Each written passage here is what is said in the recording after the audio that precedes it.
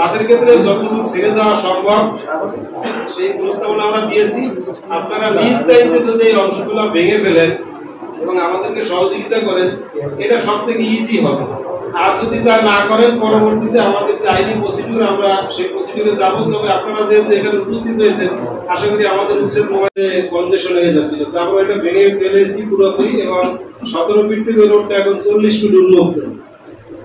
তো সিটি কর্পোরেশনের কাছে একটু অনুরোধ, তাদের প্রজেক্ট অলরেডি রানিং, ওখানে রাস্তা কার্পেটিং করতেছে।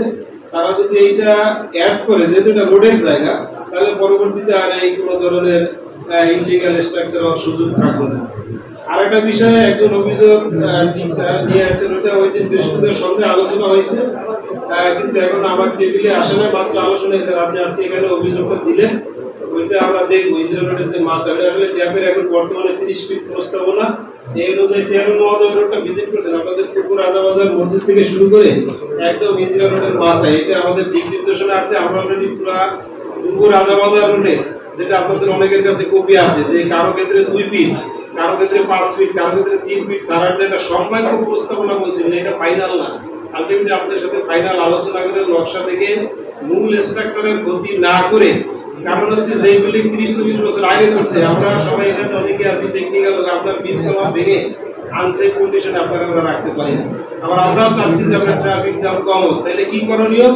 যেগুলো আন্ডার কনস্ট্রাকশন বিল্ডিং, তার জন্য নো মার্সি, যেটা চেয়ারম্যান স্যার বলছেন, তার জন্য একদম এক্সিস্টেন্ট নকশা অনুযায়ী আইন পালন করা হবে।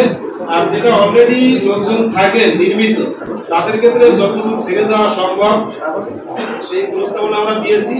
আপনারা নিজ দায়িত্বে যদি এই অংশগুলো ভেঙে ফেলেন এবং আমাদেরকে সহযোগিতা করেন, এটা সব থেকে ইজি হবে।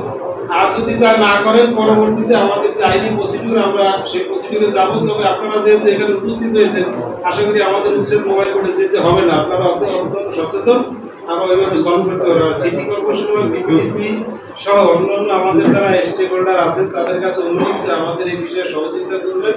কারণ হচ্ছে কোনো একটা রোড এক্সপানশন করতে গেলে পুরাতন বিল্ডিং এর ক্ষেত্রে দেখা যাচ্ছে গ্যাসের রাইজার আছে, ইলেকট্রিসিটি লাইন অনেক ক্ষেত্রে নিচেও থাকে, যেগুলো আমরা জানি না। তো হুট করে একটা ভেঙে ফেলতে গেলে, কারণ তাদের কাছে তো প্ল্যান আছে, এটা সহযোগিতা করবেন ইনশাআল্লাহ। পরবর্তীতে আপনাদের যে কোনো পরামর্শ দিবেন, আমরা সর্বাত্মক সহযোগিতা করবো।